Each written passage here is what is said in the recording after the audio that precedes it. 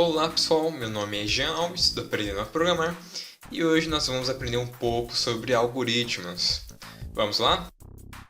Na aula passada nós vimos que algoritmos são um conjunto de passos que devemos seguir para chegar a um determinado resultado.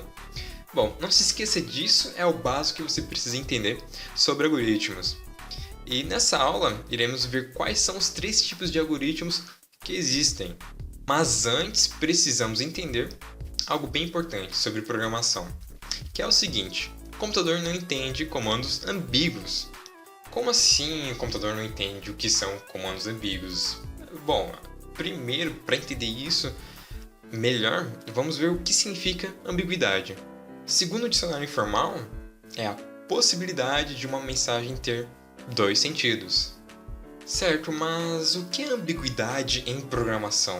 Eu tenho um exemplo, aposto que vocês já ouviram aquela piada do cão com o nome pra dentro. Não?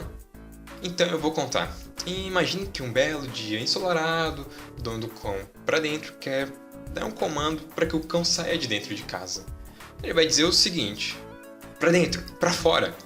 Acho que nem o cão e nem o computador entenderia esse comando, isso que ele disse. Falar pro cão, pra dentro, pra fora. Deu para perceber a ambiguidade nessa situação. Então o computador, ou o cachorro, não sei, mas o computador eu tenho certeza que ele não entenderia isso por conta da ambiguidade, por conta do comando ser ambíguo. O computador só entende comandos bem definidos para atingir objetivos bem definidos. Não adianta passar algum comando para o computador em que ele não saiba exatamente o que ele deve fazer, pois o computador é burro, ele apenas faz o que você pede, e se não souber como seguir com a instrução dada, ou ele não vai fazer nada, ou vai fazer alguma outra ação de acordo com o tratamento de erros que o computador possui. A maioria das vezes apresenta uma mensagem de erro na tela, né? Não leve o exemplo ao pé da letra. Se você não entendeu agora, nas próximas aulas você vai entender com alguns dos outros conceitos que eu vou passar para você.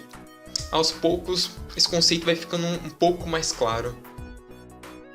Como dito anteriormente, existem 3 tipos de algoritmos, que são a descrição narrativa, o fluxograma e o pseudocódigo ou Portugal. A descrição narrativa é o português falado, praticamente é o exemplo que a gente viu na aula anterior do copo d'água, lembra? Que tínhamos que abrir a porta do quarto, ir até a cozinha, pegar e beber o copo d'água. Isso é a descrição narrativa, você narra os passos que você vai seguir da melhor forma que você achar para chegar a um resultado. Fluxograma.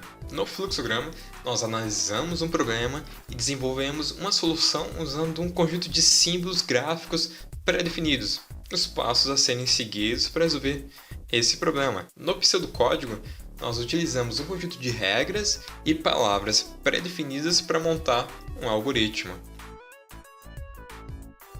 Como nós já vimos o primeiro algoritmo na última aula, que é a descrição narrativa, nesta vamos ver como funcionam os fluxogramas. O pseudocódigo ficará para as próximas aulas, pois antes é necessário entender alguns outros conceitos importantes que ao decorrer das videoaulas vocês vão ver. Para a explicação do fluxograma, vou usar um exemplo que é acessar uma página na internet através de um navegador, e conforme formos vendo os conceitos eu vou acrescentando os mesmos no nosso exemplo, desenvolvendo esse algoritmo que nós vamos precisar. Bom, todo fluxograma tem um fluxo, como o próprio nome já sugere. Ele tem um início e um fim. Então sempre que criarmos um fluxograma, teremos que ter essas 2 figuras, que é o início e o fim. O retângulo representa uma ação ou tarefa. Nele colocamos a tarefa a ser executada, iniciada. Nesse caso, a nossa tarefa é acessar uma página na internet. Entrada de dados. Para acessar a nossa página na internet, antes o navegador precisa saber que página é essa que nós queremos acessar. Então, para isso, há uma entrada de dados. Precisamos informar ao navegador que página queremos acessar. Então, colocamos na barra de navegação a URL da página que nós vamos, acessar, né? Pode ser, por exemplo, a página do aprendendoaprogramar.net. Saída de dados. Depois que colocamos a URL para a gente acessar o site, nós precisamos ver o conteúdo do site. Então existe a saída de dados. o site que nós vemos na tela é uma saída, é o que o navegador imprimiu para nós. Teste condicional, retorna verdadeiro ou falso. Se a página existe, nós precisamos dar um retorno específico para isso, que é imprimindo ela na tela. E se ela não for encontrada, precisamos imprimir na tela que a página não foi encontrada. Então fica assim, falso retorna a página não encontrada e verdadeiro imprime a página na tela. Então o nosso fluxograma ficou assim: início, execução da ação, que é abrir a página da web. Na entrada de dados fornecemos a URL do aprendendoaprogramar.net. Temos o teste condicional. Se a página existir, exibe ela na tela de navegação. Se não existir, exibe na tela de navegação a mensagem de página não encontrada.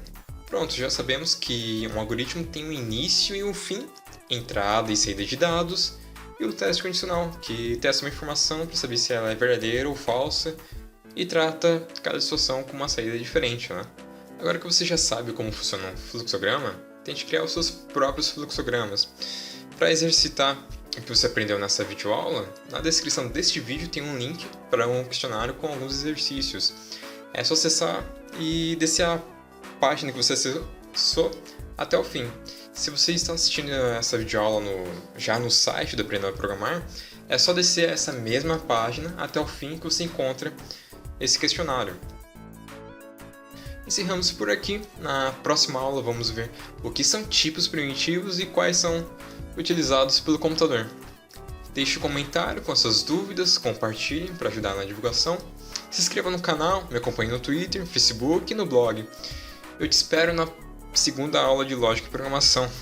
Até mais!